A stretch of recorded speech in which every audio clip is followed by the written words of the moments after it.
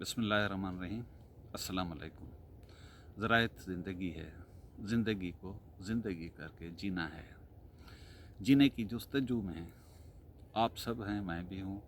मैं हूँ मिठल जिस्कानी, आपसे बातें करूँगा आपकी, और आप मुसलसल राब्ते में रहेंगे तो आपकी बातें सही तौर पर आप तक पहुँच सकेंगी। मैं यहाँ पर आम के दरख्त में हूँ।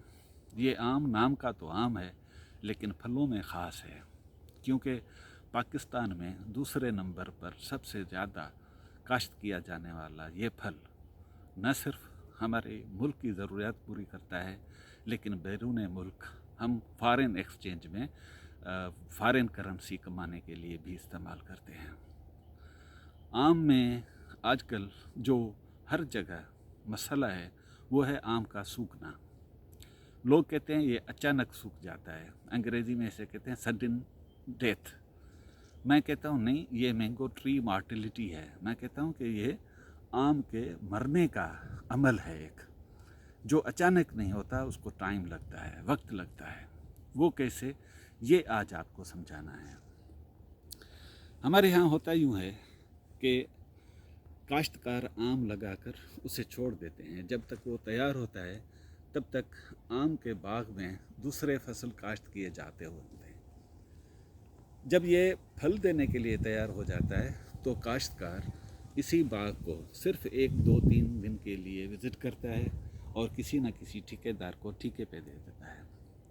ठेकेदार जो आम का बाग लेता है वो अगर 1 साल का लेता है तो वो देखता है कि मैंने कितने में लिया है, अब इस पे कितना खर्चा करूं और उसमें से कितना कमाऊं ताकि मेरी बचत हो जाए। उसका इतना ज़्यादा इंटरेस्ट नहीं होता आम के बाग में जितना मालिक को होना चाहिए। लेकिन मालिक को एक मुश्त जब साल में पैसे मिल जाते हैं तो वो सिर्फ साल में एक मुश्त पैसे लेने के लिए तो तैयार है, लेकिन बाग की देखभाल नहीं करता। इसी वजह से बाग की जो मुनासिब देखभाल होनी चाहिए वो नहीं होती। जब देखभाल नहीं होती तो फिर होता यूँ है कि बाग को अपनी ज़रूरत के मुताबिक पानी भी नहीं मिलता, क्योंकि रबी है या ख़रीफ है, आपकी गर्मी के मौसम है या सर्दी का मौसम है। बाग और बाग के करीब वाली आपकी जो ज़मीन है वहाँ पर अगर आपने छोटे छोटे दूसरे फसल लगा दिए हैं तो आपका पानी वहाँ पर चला जाता है। बागबान समझते हैं कि ये बहुत बड़े दरख्त हैं, इनकी जड़ें बहुत नीचे जाती होंगी और ये कुदरती पानी जो ज़मीन के अंदर है वहाँ से अपना गुजारा कर लेगा, हालांकि ऐसा नहीं होता। एक बात ये, और दूसरी बात ये कि जब हम पानी नहीं देते तो पानी में हल होने वाली जो खुराक है जो आम को चाहिए वो जड़ों से जज्ब करके ऊपर तने को और पत्तों को देती है, जिससे फल और फूल ज़्यादा होने के इम्कान होते हैं। वो पानी ना लगने की वजह से हले ही नहीं होंगे तो कहाँ से मिलेगी।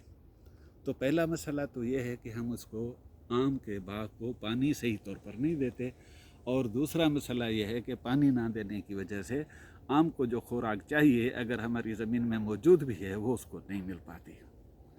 तो आम ऐसा दरख्त है जैसे दूसरे दरख्त हैं, जिस दरख्त को सही तौर पर पानी नहीं मिलेगा, सही तौर पर खुराक नहीं मिलेगी, तो उसके साथ मसले होने हैं। क्या होगा, पहले वो कमज़ोर हो जाते हैं, फिर फ़िज़ा में मौजूद, हमारे माहौल में मौजूद कई ऐसे अवामिल हैं जो पौधों में और दरख्तों में बीमारियां पैदा करते हैं। कमज़ोर दरख्त के ऊपर आ जाता है कोई ना कोई फंगस, कोई ना कोई बैक्टीरिया, कोई ना कोई नेमाटोड। आम में फंगस का बहुत ज़्यादा मसला है, और फंगस की वजह से जब बीमारी आती है तो हमें, जो लोग कहते हैं कि भाई अचानक मर जाता है, मैं कहता हूँ नहीं, ये पहले तो पत्ते सिकुड़ते हैं, पत्ते सिकुड़ने के बाद पत्ते सूखते हैं, पत्ते सूखने के बाद हमें नज़र आती है कोई एक टहनी या कोई एक ब्रांच। जब एक ब्रांच या एक टहनी सूखी हुई नज़र आए तो हम उसे कहते हैं पार्शियल विल्ट। जब ये मर्ज़ ज़्यादा शिद्दत में आ जाता है, पूरे दरख्त को मुकम्मल तौर पर सुखा देता है, तो फिर उसे हम कहते हैं कंप्लीट विल्ट। और ये पार्शियल और कंप्लीट विल्ट को ज़ाहिर होने में कई माह लग सकते हैं, कई महीने लग सकते हैं, हफ्ते भी लग सकते हैं। تو یہ جو بیماری ہے آہستہ آہستہ بڑھتی ہے اور بڑھ کر آہستہ آہستہ چل کر ہمیں پتہ چلتا ہے کہ یہ کیا ہوتا ہے، صرف پانی کی وجہ سے نہیں، صرف خوراک کی قلت کی وجہ سے نہیں، ہمارے ماحول میں بھی تو آلودگی ہے، ہمارے موسمیات جو ہے نا وہ بھی تو تبدیل ہو رہی ہے۔